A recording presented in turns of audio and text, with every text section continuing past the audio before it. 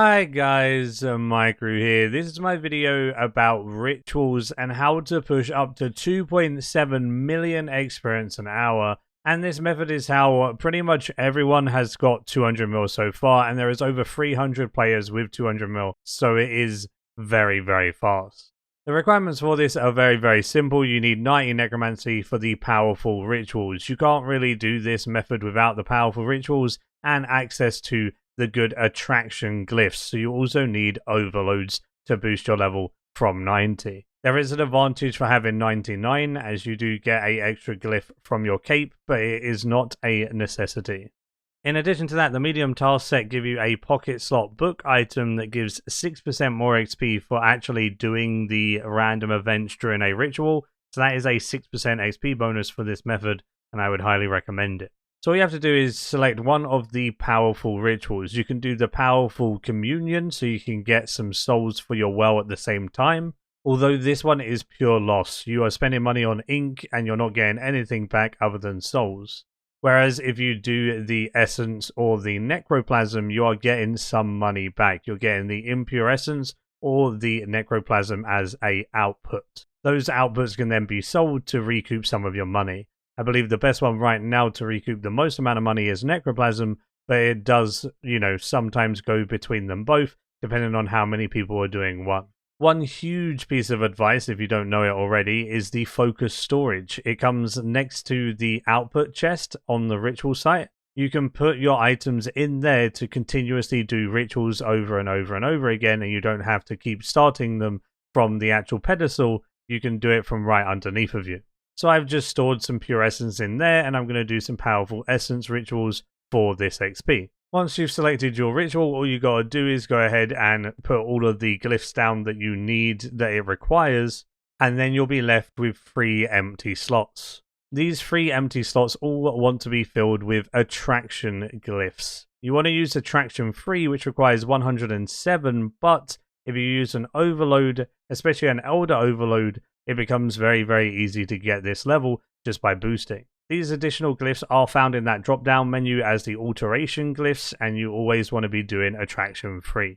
Once you put your attraction 3 glyphs down, you'll have a decent amount of attraction, but if you do have 99, you can get even more attraction by selecting attraction 2 in your cape, or if you're 107, you can get attraction 3 in your cape for a max of 700% attraction. All you need for this method to work is over 500% attraction. We are unsure whether over 500% attraction actually impacts it, but we're guessing that the higher tier random events have a higher chance of spawning the higher your percentage is, but it could be the case that it's always the same after 500%. Jagex has not confirmed this. So all in all, you just need to be making sure that you're doing powerful rituals with 500% or more attraction, and you'll be very solid for this method. The reason why you need 500% attraction is so it spawns every random event, including the Defile event, which is the best event for you. I probably would not do this method if you can't get 500% attraction. Say you don't have overloads to boost to the glyphs, I'd probably go back to PVM for a while and come back here when you can get 500%. Then you just start the ritual on its own, and the XP from the ritual isn't actually very good, but it's the events that spawn that are good. The events spawn every 12 seconds. So every 12 seconds you'll see something pop up and you want to go and deal with it. You always want to be bladed, diving, or standing in an open space, otherwise your pathing can get very messed up.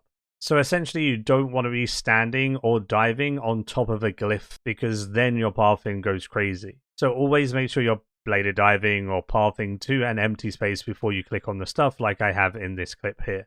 And that empty space is very important, otherwise you're going to waste a lot of time with your pathing, and sometimes you'll even miss the random events, which then would net an XP loss, of course. So this method is very active, as you have to be doing something every 12 seconds and then getting back on your ritual and starting it over. I'm just going to quickly speak about what the events that you'll encounter are and how to deal with them, and that's pretty much the whole method. The experience that you can expect from this method scales with your level the whole time. So at level 90, you're probably expected to get about 1.2 million experience an hour, and it will go all the way up to 2.7 million at 120. So say you're in the middle at about 110, you could probably expect about 1.8 to 2 million experience an hour. It is very, very good, and it scales really quickly.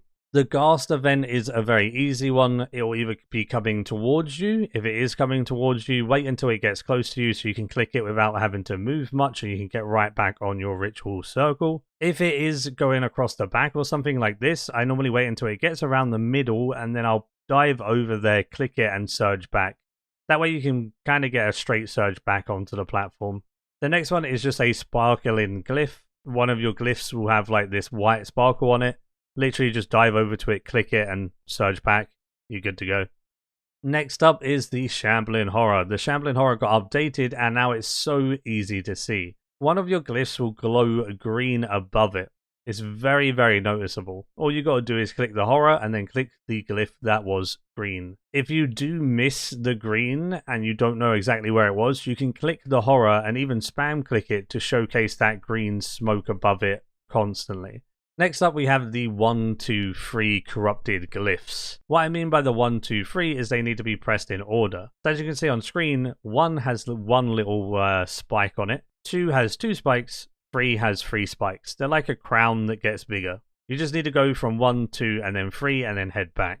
One thing that I do find really helpful here is Power Burst of Vitality. You can use that to then go ahead and dive to one, dive to the next one, and then dive back. It makes it so much easier to go ahead and just dive between them and head back to your ritual platform. Although if you don't have Power Burst, it's still fine to do. Just dive to the first one or the furthest away one and just click them in order. You do want to try and spam click the glyphs because pathing can be a bit of an annoyance if you're only clicking them once. So spam clicking these does help a lot as well. Next up is the Soulstorm. You want to be quick with this one. You want to dive right next to it and click it as soon as possible, because you'll get an XP drop at the start. You'll get a second XP drop when it goes and has like a dark blue cloud above it, and then you'll get a third XP drop at the end when it's like a kind of circle about to explode, and when you click it, it disappears. For me personally, I just click it every second or so until it disappears. But as long as you get there quickly, you'll get all 3 of those XP drops. If you're late, you'll only get 2 out of the 3 XP drops, and you'll lose quite a lot of XP. And the last, but certainly not least, the Defile, the absolute goat of random events. This one is the best. You want to dive over to an open space and click it. If it glows purple, you want to click it again, and then when the bar progresses up one little bit, you want to click it a second time. Do that every single time it turns purple, and you'll never ever have it go back down and reset or not be able to be done.